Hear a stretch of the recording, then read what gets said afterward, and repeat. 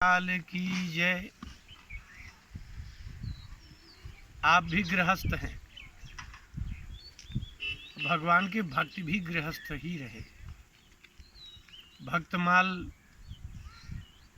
के भक्तों से लेकर के ध्रुव, प्रहलाद, जितने भी प्रसिद्ध भक्तों का आप नाम जानते हो, प्रायः गृहस्थ ही रहे।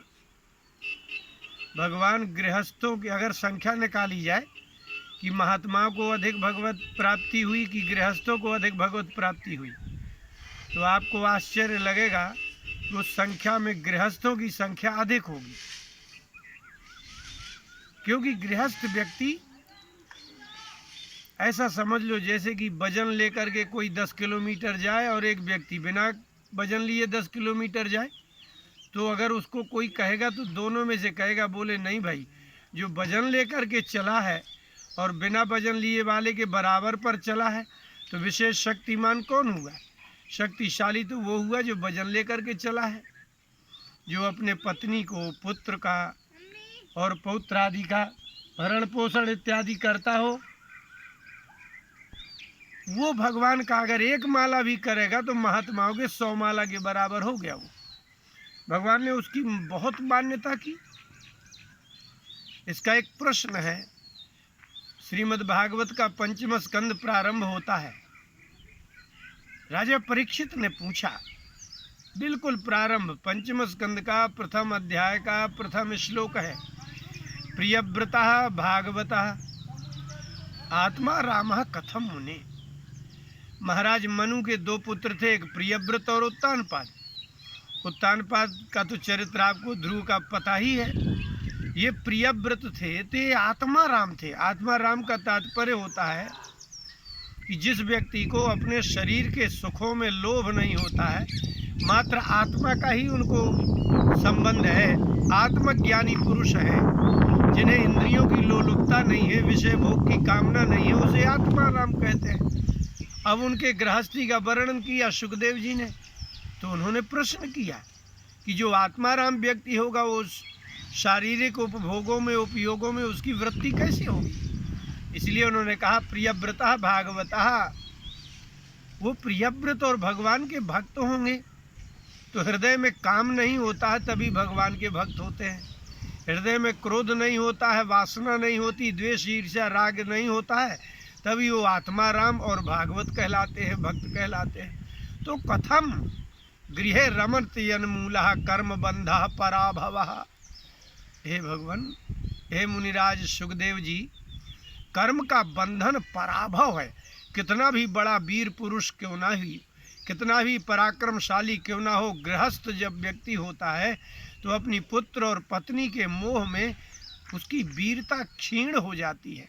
वो पत्नी और पुत्र के लिए जाने क्या क्या, कितने कितने लोगों का अपमान और अपशब्दों को सहन कर लेता है।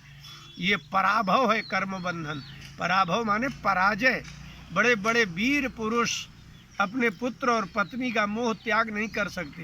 तो गृहस्थ होने के पहले यदि प्रियव्रत महाराज मनु के पुत्र, उत्तानपाद के भाई यदि आत्मा राम थे, भगवान के भक्त थे, तो वास्तव में घर गृहस्थी क्यों बसाई उन्होंने?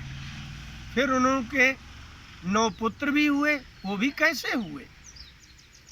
हृदय में कामना ना हो, वासना ना हो, भोग की इच्छा ना हो, भोग की इच्छा ना हो, वह व्यक्ति गृहस्थ में होगा कैसे हो सकता है? यही तो प्रश्न है।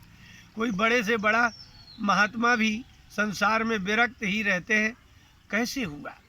सुखदेव जी ने बहुत अच्छा उत्तर दिया। ऐसे ही लोग संसार का सन्मार्ग प्रदर्शन करते हैं। जो भगवान के भक्त होकर के गृहस्थ होते हैं, वो ही गृहस्थों के आदर्श बनते हैं कि ये हीन भावना नहीं होना चाहिए कि अब मैं गृहस्थ हो गया, मेरे पत्नी पुत्र हो गए, अब मैं भगवान का भजन कैसे करूँगा, मैं वास्तव में संसार से मेरा उद्धार कैसे होगा। इसी हीन भावना के नाश के लिए भगवान ऐसे महात्माओं को भी गृहस्थ बना करके गृहस्थों की शिक्षा के लिए रखते हैं। उन्होंने उत्तर दिया सुखदेव जी ने, बाढ़ मुक्तम भगवता उत्तम श्लोकस्य श्रीमच्चरणारविंद मकरंद रस आवेशित चेतसः भागवतः परमहंस दैत कथाम किंच दंतराय विहिताम स्वाम शिवतमाम पदवीम न प्रायेण हिन्वंती। सुखदेव जी ने कहा कि बाढ़म उत्तम, आपने ठीक कहा कि जो आत्मा राम होगा, जो संसार से विरक्त होगा, वही तो भगवान का भक्त होगा। जो भगवान का भक्त होगा वह वास्तव में संसार में आसक्त नहीं होगा, भोग कामना नहीं होगी। ये विरोधाभास हो गया ना। तो सुखदेव जी ने कहा तुमने ठीक कहा, लेकिन जो गृहस्थ होने के पहले ही भगवान के श्रीमच्चरणार बिंद मकरंद रस में जिसका चित्त लगा होगा, आविष्ट होगा, जो भगवत चरणार बिंद की आसक्ति होगी जिसको, वह गृहस्थ हो भी जाए। लिखा है किंच दंत राय विहिताम, अंतराय माने विघ्न।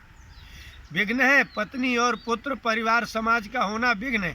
कदाचित ऐसा व्यक्ति गृहस्थ हो भी जाए तो स्वाम शिवतमाम पदवीम, अपनी कल्याणकारिणी वृत्ति का त्याग नहीं करते, वो अपने नियम का त्याग नहीं करते, वो संयम का त्याग नहीं करते, वो भगवान में लगे हुए मन को छुड़ाते नहीं हैं, अर्थात माया में आसक्त नहीं होते।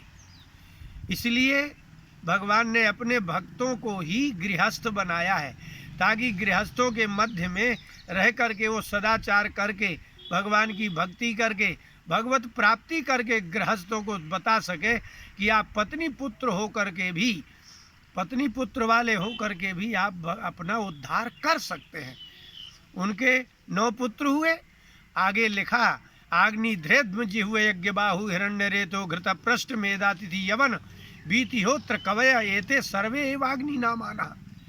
अग्नि के ये सब नाम है, आग्निद्र, इद्मवाह, जिह्वे, यज्ञबाहु, हिरण्यरेता, घृतपृष्ठ, मेधातिथि, यवन, वीतिहोत्र और कवि, ये सब अग्नि के नाम है। अग्नि जैसे पुत्र हुए। और एक बड़ी बात कही सुखदेव जी ने कि आप जिनको गृहस्थ कह रहे हैं ना, प्रियव्रत कृतम कर्म कोनु कुर्यात विनेश्वरम, प्रियव्रत ने गृहस्थ हो करके वो कार्य किया इस संसार में जो कभी भगवान के अतिरिक्त, ईश्वर के अतिरिक्त कोई कर नहीं सकता। प्रियव्रत महाराज मनु के एक ऐसे प्रतापी और भगवान के भक्त पुरुष हो गए, मनुष्य हुए, कि उन्होंने उसमें लिखा है कि प्रियव्रत कृतम कर्म कोनु कुर्यात विनेश्वरम, ईश्वर के बिना कोई कर ही नहीं सकता है, या तो ईश्वर ही करेंगे। इसलिए आप गृहस्थ हो करके भी अपना उद्धार कर सकते हैं, और इसीलिए वो किया गया। बोले वृंदावन बिहारी लाल की जय।